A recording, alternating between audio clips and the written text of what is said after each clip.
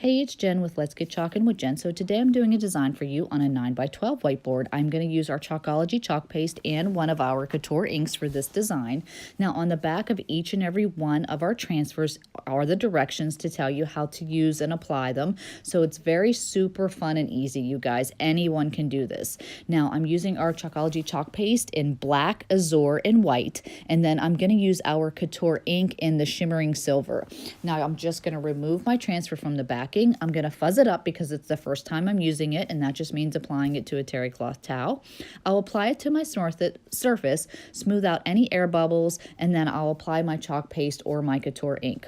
Now for this design, I do need to let my rocket dry because I'm going to add the words "I love you" to the moon and back, and you guys, it turned out so cute. So I'm just adding some few extra stars.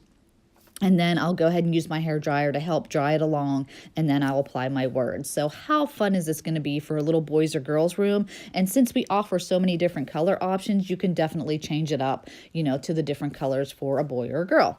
Now, if you want to, you can purchase products right through my website at chalkinwithjen.com. If you're local to me or want to have a little boys and girls workshop, you can definitely do that. I would love to share that information with you.